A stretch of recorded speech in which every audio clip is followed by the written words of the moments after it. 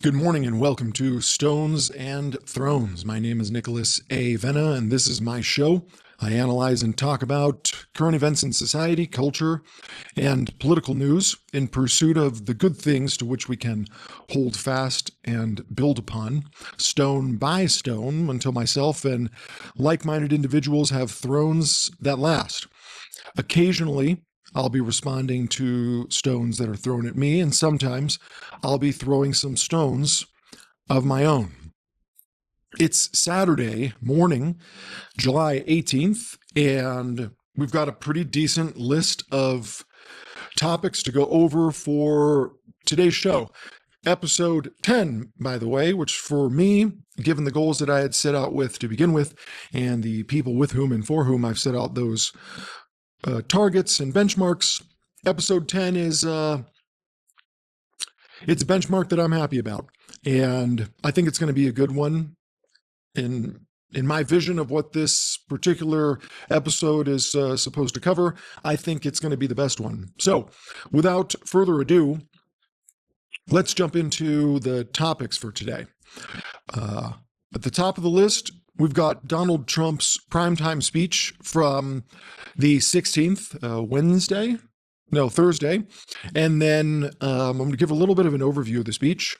We're going to talk about the news coverage that was surrounding it, reactions from some personalities and influencers on X. I'm going to give my own analysis of the bigger picture, incorporating all of those things, and then talk a little bit about the implications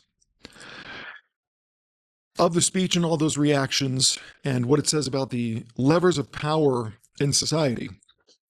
Second, I'm going to look at briefly J.D. Vance's assertion on Joe Rogan's podcast that Epstein worked for U.S. and Israeli intelligence, as reported by Alex Jones, and the fact that Ben Shapiro then immediately came out against J.D. Vance and said he was talking like a leftist.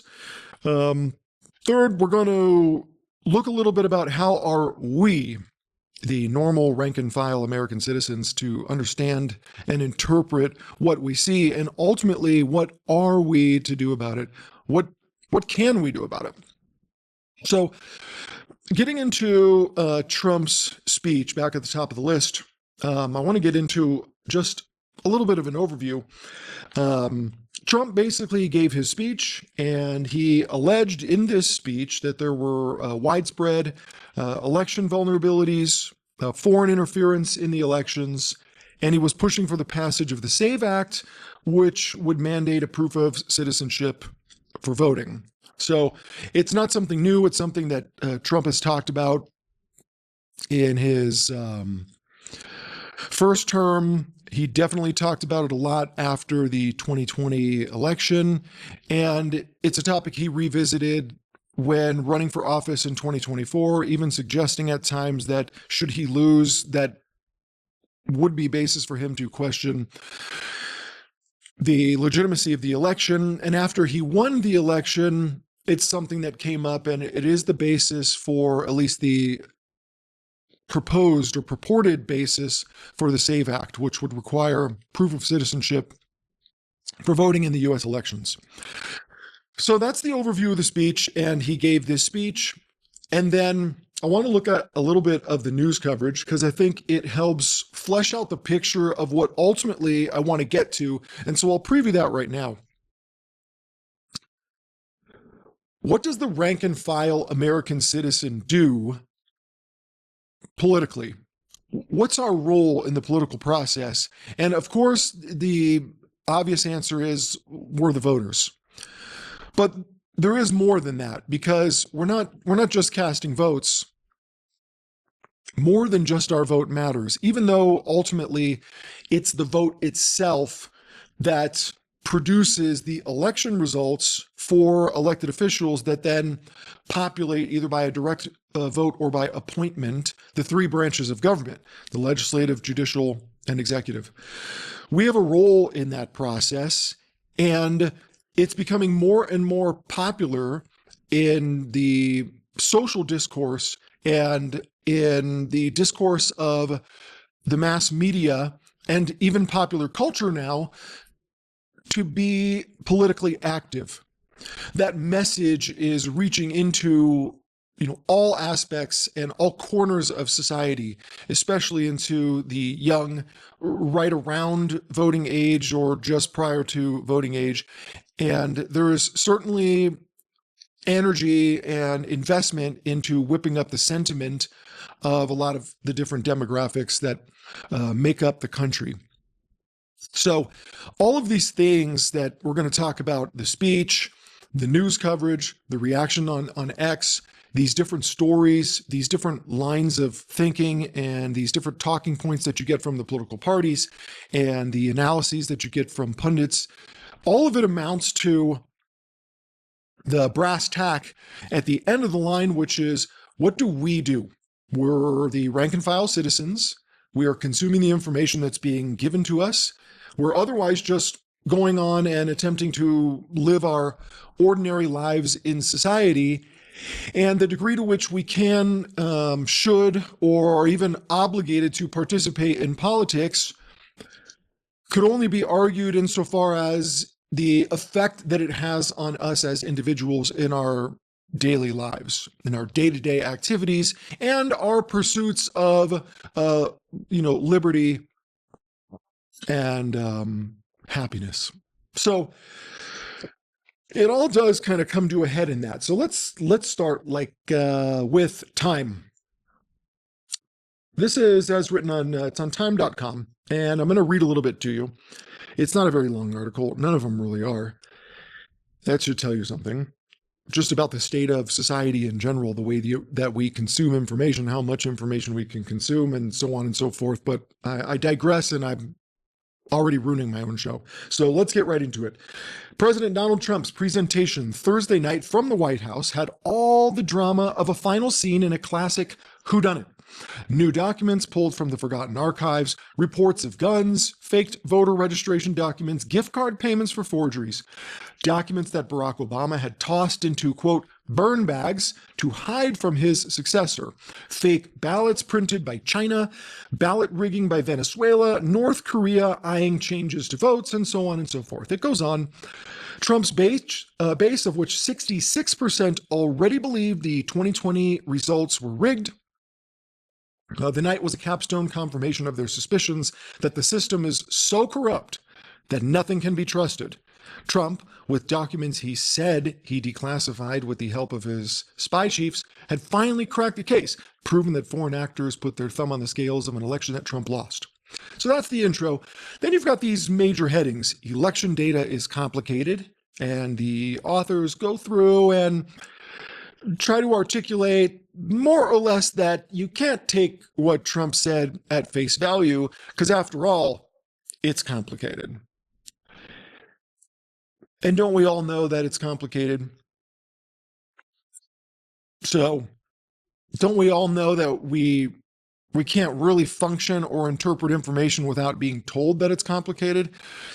This is the media today. This is a journalist. This is considered journalism. But you have a section titled, "The Election Data is Complicated," and the main thrust of this paragraph is the fact that Trump had alleged that China had gained access to millions of Americans' personal information, and this was done through a hack in what was called the, quote, largest compromise of election data in history. And then the authors go on and they say, but there's a catch. Excuse me, but there's a catch. In many cases, the information is already online. In fact, North Carolina's State Board of Elections has online data that include individuals' names, voter registration status, voter demographics, party affiliation, and address, as well as their county, precinct, and district information down to local school boards. In other states, the data sets are available from election boards or third-party vendors. So, and this is the conclusion of this paragraph, while China may have found out who could vote, and in many cases, if they were likely to show up based on elections they participated in and those they skipped, that alone is not enough to prove malfeasance. So what they're saying is, hey, the information that's China supposedly, hacked, and mind you, there's no denial that a hack took place. They're not denying that. They are also not denying that it was a state-sponsored hack by the Chinese government. They're also not denying that millions of Americans' data was obtained in this hack. And they are also not denying that the nature of the data was voting records,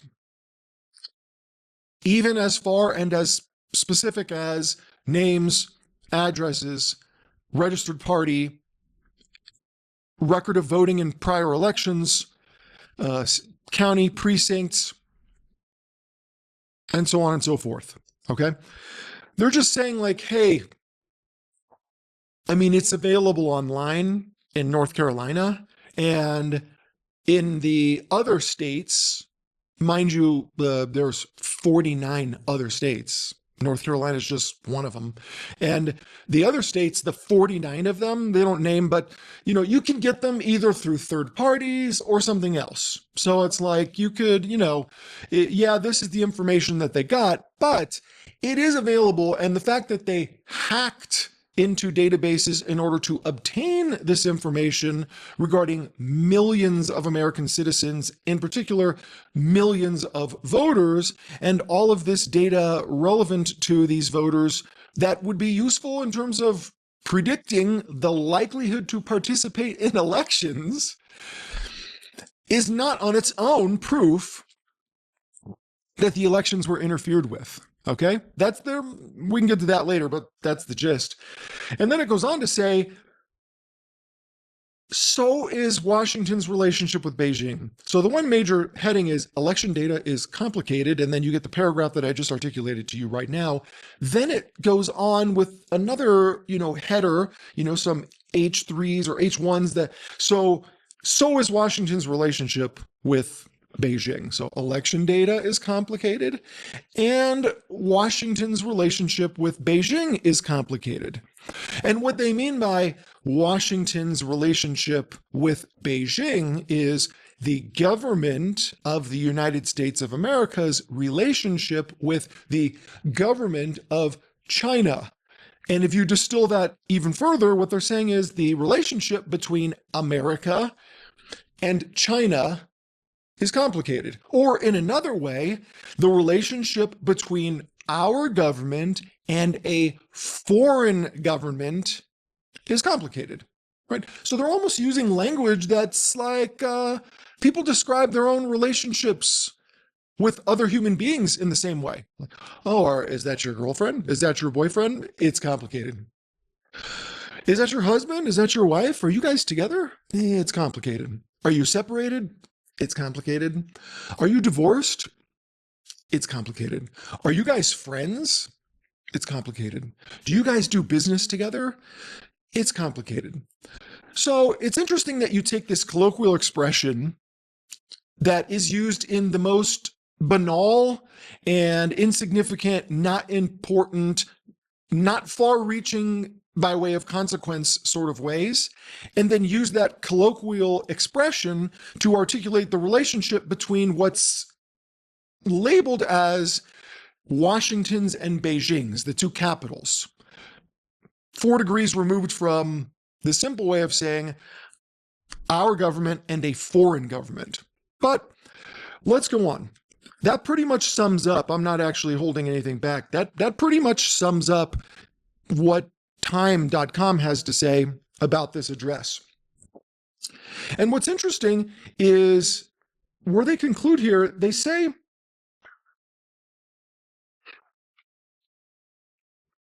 sorry for the delay, complicating matters further is the late September visit to Washington from Chinese leader Xi Jinping. Trump and Xi have a delicate relationship, one that may define the next century of geopolitical needs and turmoil. The White House, even before Trump's speech, had started dialing back expectations for big breakthroughs for the summer in D.C., and the Trump posture towards China is as much about Xi as it is in regards to, frankly, the only other superpower left on planet Earth. An open feud between those two leaders, one that implicitly blames China in part on Trump's defeat in 2020, is far from productive in the broader context. So, we shouldn't be talking about this. Even if they did interfere in the election, although there's no definitive proof that they did interfere, they did hack millions of voter rolls and highly specific data that would be useful to anybody who wanted to influence an election, by the way. You're going to ruin our relationships with China. You can't just accuse them of stuff. Which calls to mind a very interesting story that I'd like to share with you. Here in Southern California, we have a city called Arcadia. It's about 25 miles outside of Los Angeles, which is one of the largest, most populated metropolis areas in the world. It's one of the most influential cities in the world. It is one of the most famous cities in the world. It's one of the wealthiest cities in the world, home to some of the most famous college universities in the world, USC, UCLA, some of the most famous professional sports teams in the world, the Los Angeles Lakers, the LA Dodgers. You get the picture? The Rose Bowl. But don't get distracted by all of that. It's just Los Angeles, and about 25 miles outside of it, you have the city of Arcadia. And so in Arcadia, not too long ago, approximately 2 months ago, so this year, 2026, roughly April, May, you had the mayor of Arcadia, Eileen Wang, admit that she was secretly working for the Chinese government.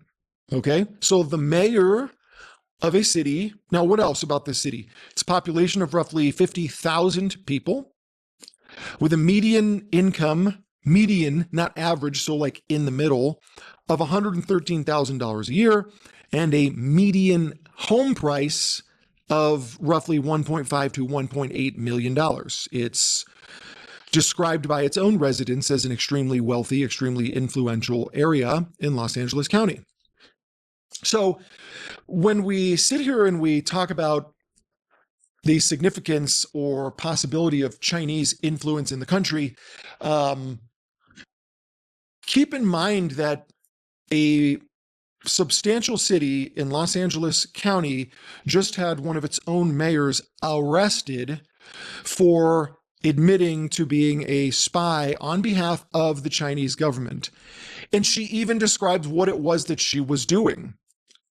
She was propagandizing her own community and Los Angeles at large with information and misinformation that was useful to the Chinese government as it relates to foreign relations. Okay, you get that?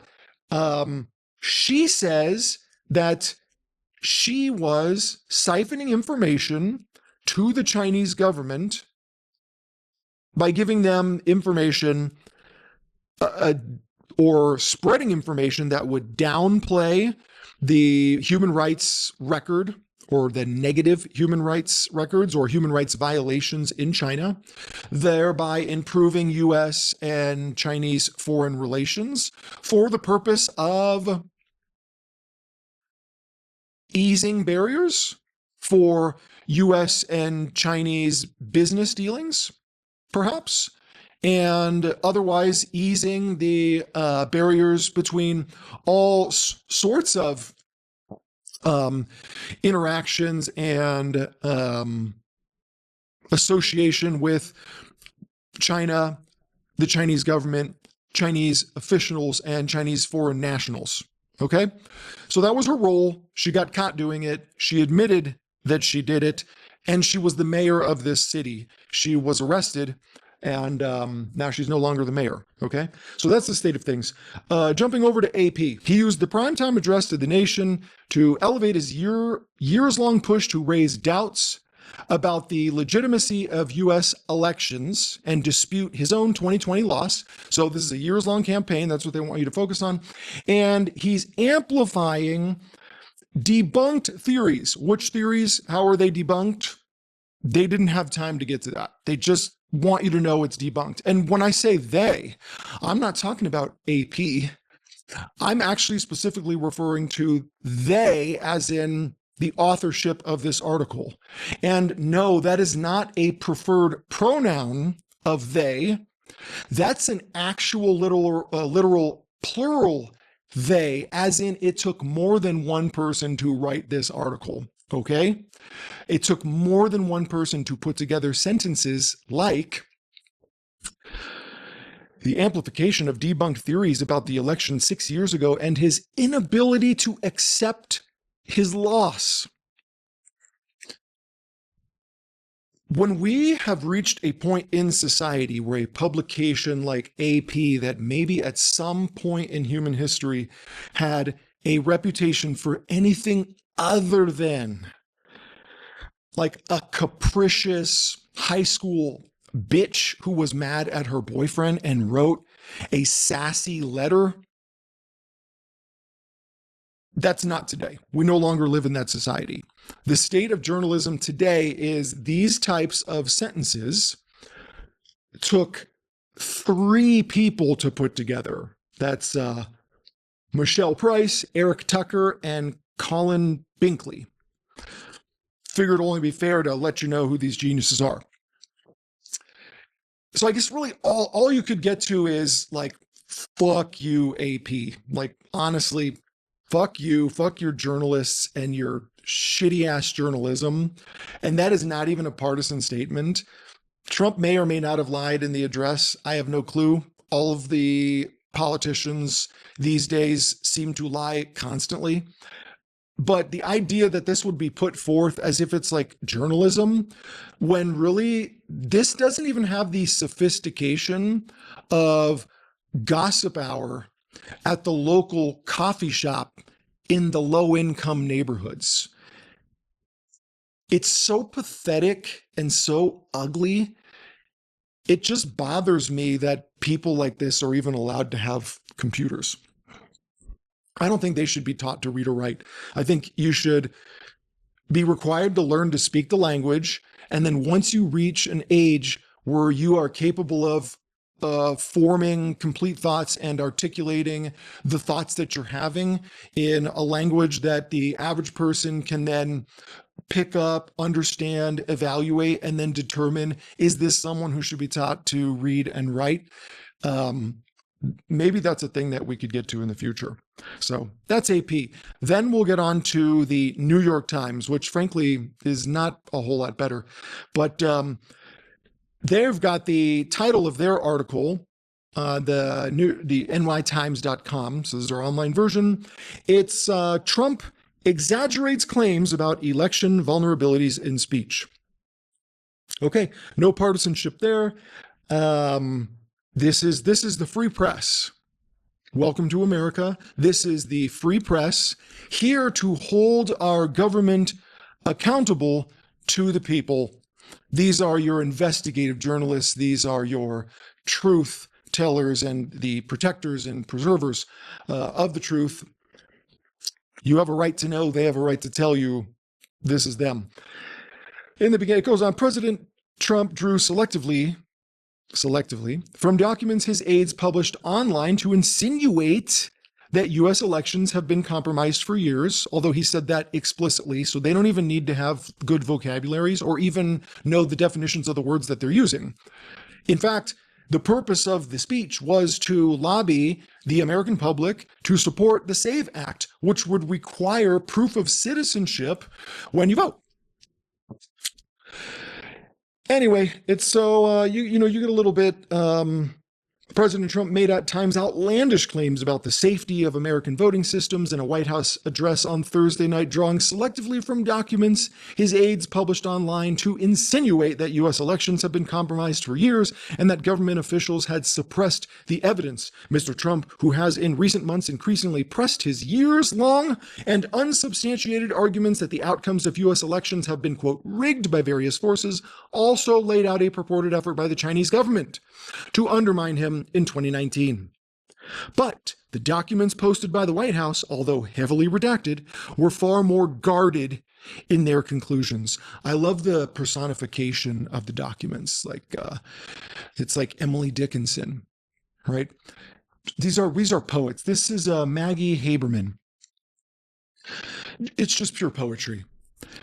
The way she personified the documents as if the documents themselves had feelings about the information that was being presented, and that even the documents disagreed with Trump about what they were saying, or at the very least, were guarded. The documents themselves were guarded.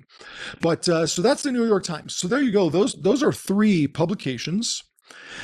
And that's the mainstream media coverage for the Trump speech.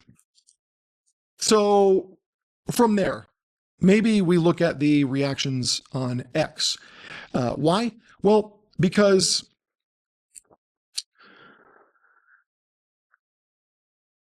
fuck the mainstream, right? We have the alternative media space now. So you don't need to worry about the corruption and compromised nature of the mainstream media.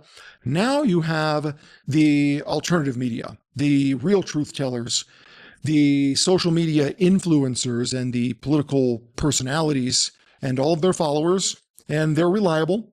They don't have the same direct ins to government officials, at least ostensibly they don't, and they're telling you what they see, and they call it like they see it. So that's this group. Before I jump into that, though, I would like to point out one thing, because the left really wants you to adopt their perspective that Donald Trump is trying to undermine the public's trust in the legitimacy of elections. And this is this horrible thing to do. They're accusing him of doing this horrible thing to do. He's undermining, and presumably because if you undermine the public's trust in the legitimacy of the elections, well, then you are undermining the public's trust in the government officials that are running it. And if you don't trust the people who are running the government, then you are in a state of distrust towards the government itself. And if the people that are being ruled and governed do not trust their government, then what you have is an unstable society. So you can put all that, not that anybody on the left could actually articulate that in a coherent sequence.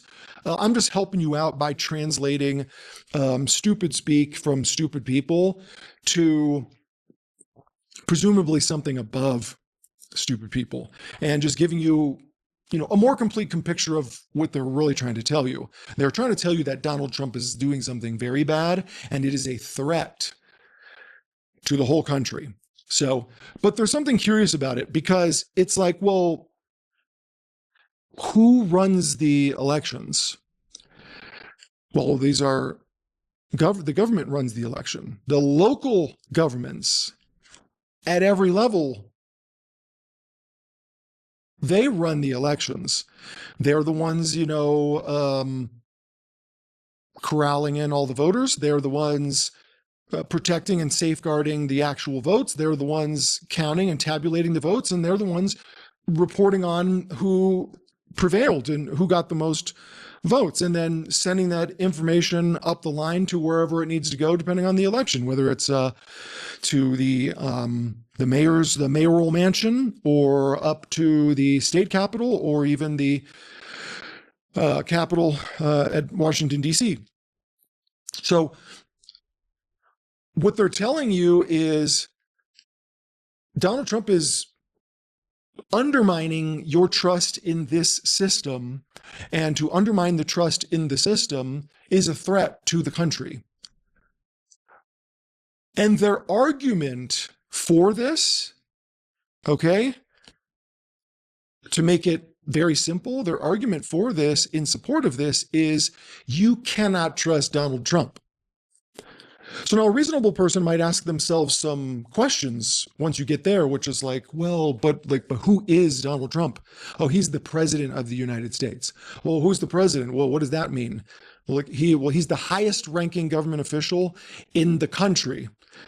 his authority and power exceeds that of any of the 50 governors in the 50 states that make up the United States of America. His authority exceeds any single one of theirs, none of whom has any authority whatsoever in the realm of federal jurisdiction, but all of whom share their own authority, which is diminished, at least in part, by the authority that the president has in their own jurisdictions. So it's the most powerful and most pervasive government official in the country. And they're saying, don't trust him.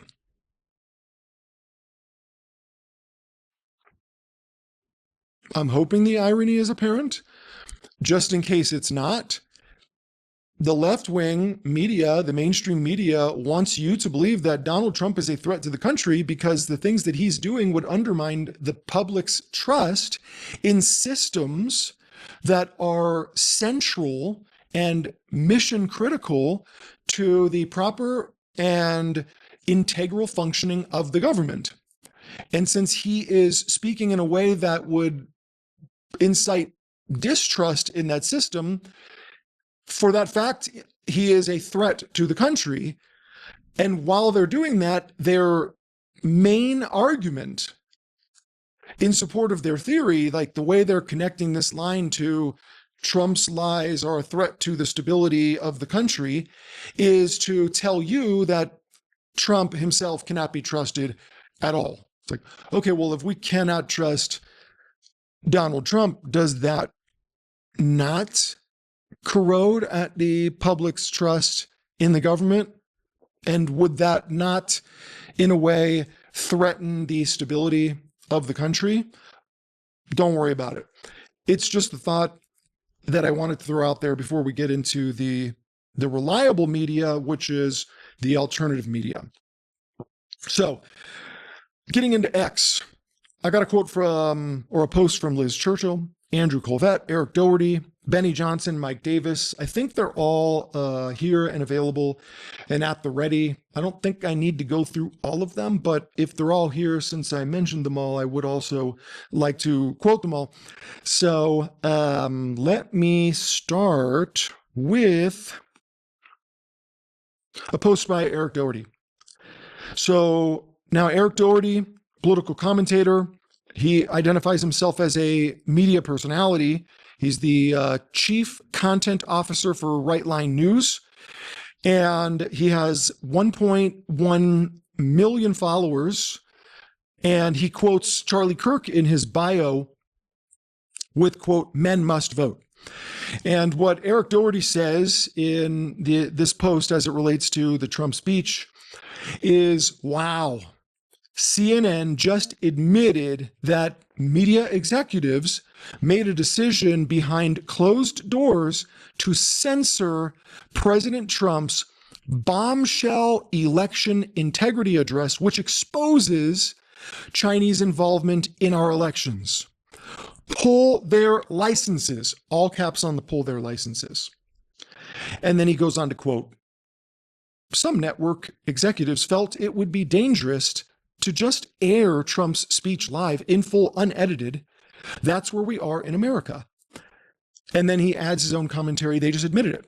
So what was actually said on CNN, which appears to be Brian Stelter, although we don't know, you have Brian Stelter there, and I don't want to punish myself by turning on the audio. I'm just going to assume that that's who he's quoting here, since that's the video that he provided. So Eric Doherty is quoting CNN with a video running of Brian Stelter saying, quote, "Some network executives felt it would be dangerous to just air Trump's speech live in full, unedited. That's where we are in America."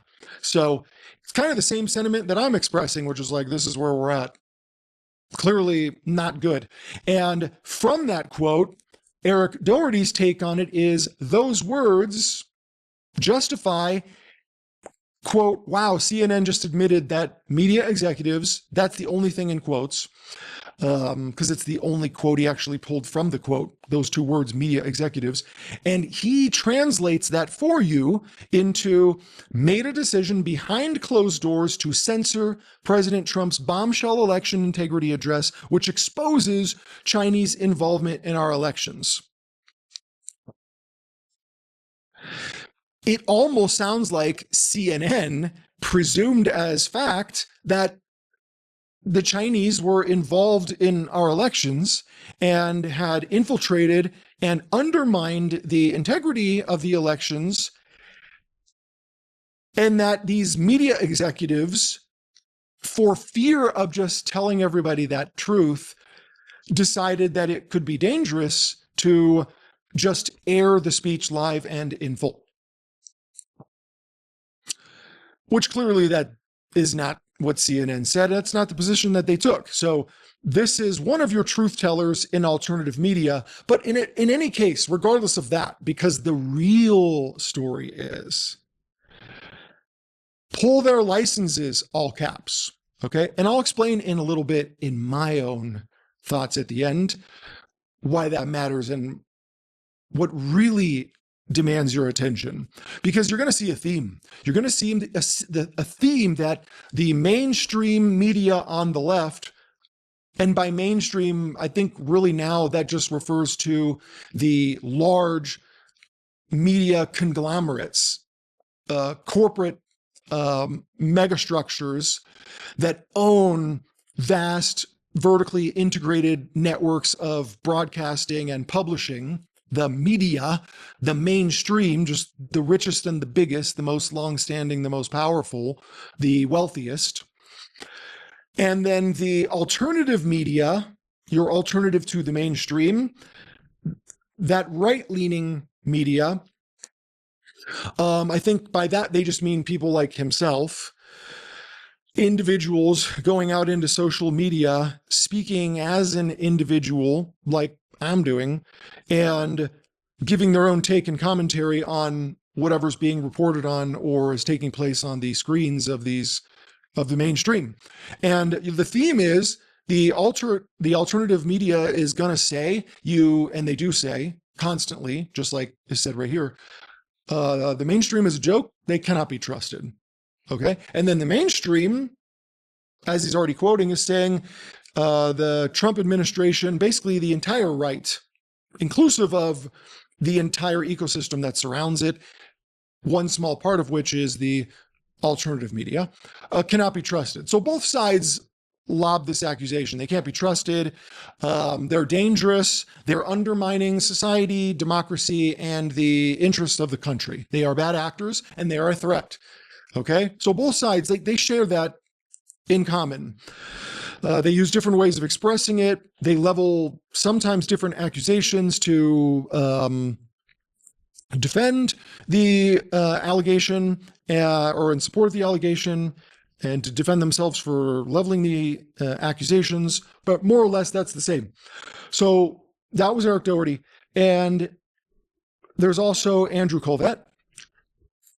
What he says, and Andrew Colvett, smaller, his bio, he's Christian, proud husband and father, TPUSA spokesman, executive producer of The Charlie Kirk Show, son of Nevada, and an American. Okay, so it's kind of like, Apollo Creed, right? Like the King of Sting, the Sultan of SWAT, and he's got all these names. And make no mistake, they're not arbitrary. It's not a bunch of random names. Each one of them is a virtue signal to you. I'm a Christian. I'm a proud husband and father, not like all you bitch-ass, angry, bitter, resentful husbands and fathers. I'm a proud one. I'm not one of the disappointed and depressed and sad ones. I'm a proud one. I'm a proud husband and father. I'm not ashamed of being a husband and father. I am proud of it.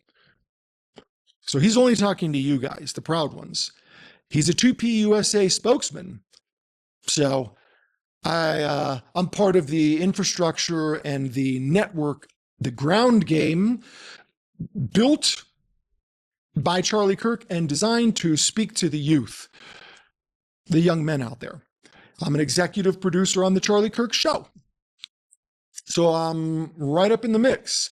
I'm a son of Nevada, which I believe means that he lives there or was born there, or both. That's how I'm interpreting son of Nevada. And he's an American, in case you didn't know that Nevada was in America. He also wants you to know that. Which I think by inference means there are probably some people who could even be sons of Nevada and who actually still live there that he does not consider to be American. No doubt they are going to be on the left. But anyway, 296, just shy of 297,000 followers. So you put these two people together, 1.4 million followers in total. The crossover could be 100%, I don't know. But he goes on and he says, let me get this straight. NBC and ABC will happily report, and so that I can help you put it all together, those are mainstream media outlets. So when Eric Doherty says the mainstream executives secretly behind closed doors, with the scream masks on and the black hoods, this is NBC and ABC are in that room together. They will happily report the vaccine is safe and effective. The implication that it's not. Hunter's laptop was Russian disinformation. Joe Biden was at the top of his game. Kamala Harris was nominated in a democratic process. BLM riots were mostly peaceful. Right? So the presumption is like, obviously, anybody looking at this knows none of these things are true. And I'm not even weighing in on that. I don't buy into any of the leftist shit. So I'm skeptical of vaccines. I think Hunter's laptop was just like where he stored all of the evil shit that he was doing. I don't think there was any disinformation on it. I think we all know that Joe Biden wasn't at the top of his game. I think Hugh Hefner was closer to the top of his game after he died than Biden was when he ran for president in 24. And BLM riots, peaceful, okay, super clever. But he goes on, he says, but they refuse to carry the President of the United States primetime speech about whether or not evidence exists of foreign election interference. If you're one of the few who still watch these two legacy outlets, please stop. They hate you. Now, I'm going to let you in on a little secret. It's not a few. There are not few people that watch these mainstream legacy outlets. There's a lot of people, like our elections are still pretty close. Tens of millions of votes being garnered on both sides, no matter what. Like Biden literally could have been rolled into a ballroom on election day in a wheelchair with IVs and drooling and won that election with a little bit of, finesse on one side or the other. So even when they say, oh, they won by the greatest margin ever and it's some hand million of votes, once you get into the 50, 60 plus million votes for both the loser and the winner, there's people watching media on both sides. They're watching the mainstream and they're watching the alternative media. They're watching Fox News. So it's, again, we have this like 16-year-old high school girl being like ironical and annoying as she, tries to, insult and embarrass her ex-boyfriend, on like a group chat. So that's the state of politics worth noting as far as what they're pointing out. And let's jump. We got Liz Churchill, and you'll notice a theme, okay? She comes out and she says, caught red-handed, President Trump stated tonight that Obama ordered election fraud evidence destroyed in, quote, burn bags, but they survived, and Trump's team has them, okay? So that's the news that she gives you. Here's what Benny Johnson had to say. Trending. People are saying that ABC, CBS, and NBC, note the people are saying, so we're still, I don't even know if we're in high school anymore. Now we might even be pushing all the way back to grade school. So we just got people are saying, who? Don't worry about it. Just it's people, and you need to know this. And what these people are saying is that ABC, CBS, and NBC should lose their broadcast license, okay, for refusing to air President Trump's national address on election security. They're calling on the at FCC, so he actually throws the FCC handle in there because, it's like, hey, FCC, people are saying this. Okay, this guy has 4 million followers. Okay, there are 4 million people out there who are like, I got to follow what this guy's saying, because if I don't hear I need the information that he provides to create a better life for myself and for the people around me, or at the very least to be informed so that, I'm not slipping into the oblivion of ignorance and the darkness of the unknown, and thereby making myself, more vulnerable to corruption and all the bad things that go along with it. Okay, so with Mike Davis, who is an attorney at MRD Law, former chief counsel for nomination of the Senate Judiciary Committee, is a law clerk for Justice Gorsuch. So he's got 487,000 followers. So this is a guy who, if you can't find reliable, meaningful, substantive, sophisticated information from him, then we're really in trouble, right? Well, so here's what he had to say. He said, "This is pathetic. CBS is fact-checking the president during his speech on newly declassified records. How the hell could CBS fact-check records it has never seen?" All right. So you kind of have that whole picture, right? So these are the social media. These are social media posts by alternative media people who are going out there in their own name and drawing attention to these things. You have now the posts from Liz Churchill, Andrew Colvett, Eric Doherty, Benny Johnson, and Mike Davis, with a total combined number of followers, close upwards of 6 million. So not a small crowd. It's not easy to say how many of that could be crossover. So at a bare minimum, you're talking 4.1 million, which is the follower count of the individual here who has the largest following. That's Benny Johnson. And you can see the tenor of the message that they're spreading, and this focus on the clear talking point that these media outlets are intentionally depriving American viewers of information that is relevant to them and is matters of national security. Okay. And in particular, matters of national security as it relates to interference in the very integrity of our system itself, elections, by a foreign country, China. Both sides of the political spectrum lie like crazy. Both sides of the political spectrum will say things to the general public that it's clear they believe that you will care about, that it's clear the implication is that you should care about, and it's clear that the implication is that caring about it is mission critical for your own safety and security and your ability to live and pursue happiness as a free person. Okay, so both sides are sending that same message. Both sides are telling you that the other side is a threat to and intentionally undermining that system. And both sides are giving off the clear insinuation that the other side is doing this intentionally for the purpose of concealing information from you, depriving you of your rights in the furtherance of some generally evil agenda that's bad for everybody. Let's wrap it up there. Maybe I'll be back this afternoon to catch up on another show, and peace out.